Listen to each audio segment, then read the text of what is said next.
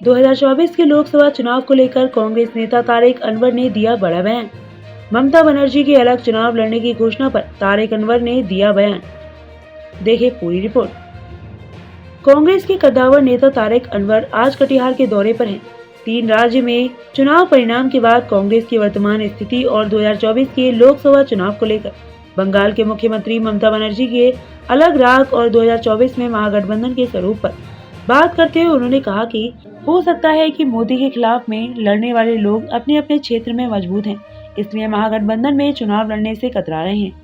लेकिन चुनाव के बाद परिणाम आने पर फिर सब लोग एक जगह होकर सरकार बनाने का प्रयास करेंगे। उन्होंने कहा कि राजनीति में प्री इलेक्शन गठबंधन और पोस्ट इलेक्शन गठबंधन का द्वार हमेशा खुला रहता है और 2024 के चुनाव में भी ऐसी व्यवस्था से इनकार नहीं किया जा सकता है। इसके अलावा उन्होंने दिल्ली के शिक्षा मंत्री मनीष सिसोदिया के मामले पर भाजपा पर हमला करते हुए कहा कि भाजपा 95% मामले में विपक्ष को झूठे मुकदमे में फंसाने की कोशिश करती है। हो सकता है यह भी मामला ऐसा ही निकले। 2004 का आपको याद दिलाना चाहेंगे। 2004 में भी बहुत सारी पार्टियां अलग से चुनाव लड़ी थी, लेकिन आफ्टर चुनाव 2004 के लोकसभा चुनाव के बाद कुछ तो पहले गठबंधन में आ गई और कुछ बाद में गठबंधन में आई। तो मैं समझता हूँ कि हो सकता है कुछ पार्टियां चुनाव में एक साथ जाने में शायद उनको कोई अपना लगता है कि उनको उसका नुकसान होगा, लेकिन चुनाव के बाद अगर सही मानों में भारतीय जनता पार्टी के खिलाफ अगर वो हैं या नरेंद्र मोदी की नीतियों के खिलाफ हैं तो उनको महागठबंधन के साथ या जो यूपीए का गठबंधन है उसके साथ आना पड़ेगा।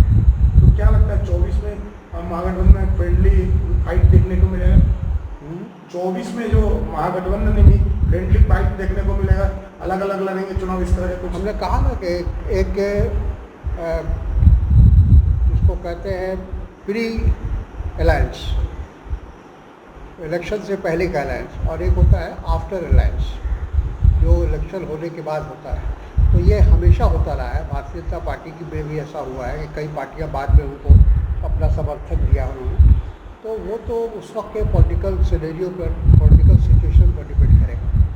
इसलिए वहाँ के मुख्यमंत्री से की है और जो पदाधिकारी है, आला पदाधिकारी, उनकी बातचीत हुई है। तो ऐसा लगता है, अभी तक तो बात सामने आई है मीडिया के माध्यम से, कि कुछ कंस्पिरेसी थी, कुछ इस तरह का एक अफवाह फैलाने की कोशिश की गई और कहा है कि अगर कुछ ऐसी घटना हुई होगी तो यकीनन उसके खिलाफ वहाँ की सरकार उस पर कार्रवाई करेगी।